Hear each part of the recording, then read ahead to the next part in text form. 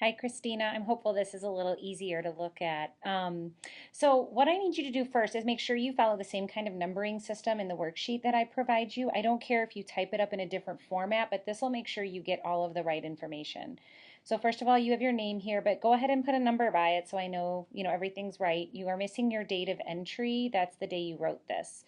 Then you need to identify which of the course outcomes it is, sorry, it is that this entry is meeting. So you've got one, it looks like, oh, sorry, it looks like you've got one that is for 14th and 15th century. So that's one entry, not two, right? These are all broken up into separate entries, okay? So these different years over here on the right side. So if this is meeting the 14th and 15th century one, great, then you've identified that. The next thing that I need is for you to describe the actual activity that you did. So you need to go back and look at the activity. They're all on D2L and put a small summary of what the activity is. And then you use the prompts to write your reflection.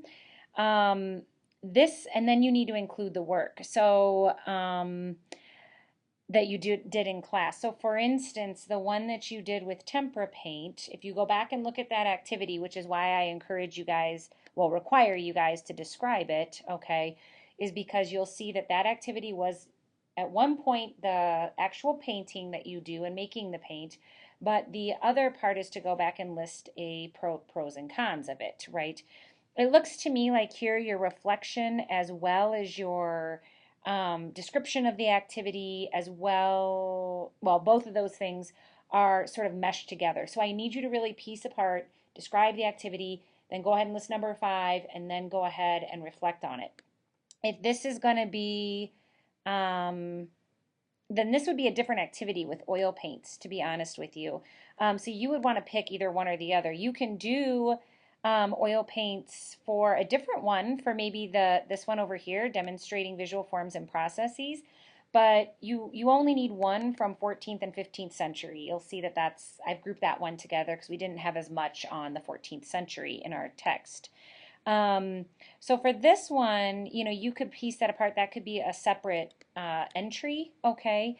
Again, for a separate entry, I need a whole different piece of paper. It needs to be your name, your date of that entry, that you are saying that this meets, I would say go ahead and say it meets this, demonstrates visual forms and processes.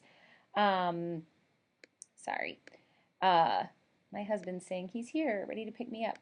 Um, in any case, you will say over here that this meets those visual forms and processes, okay? Describe the activity and then reflect on it. And then for the 16th century one, okay, um, that's over here. You need, again, a whole nother reflection worksheet. This would be your third entry, okay? And this would be your name, your date. You tell me you're reflecting on the major characteristics of the 16th century. You describe the activity that you did, that you learned a lot from, and then you have to reflect on it again. So it's the same process every time.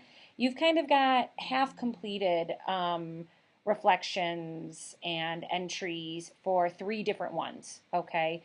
If needed, come and meet with me. And we can maybe go through and do one completely together if you still feel like you are confused. I hope that helps.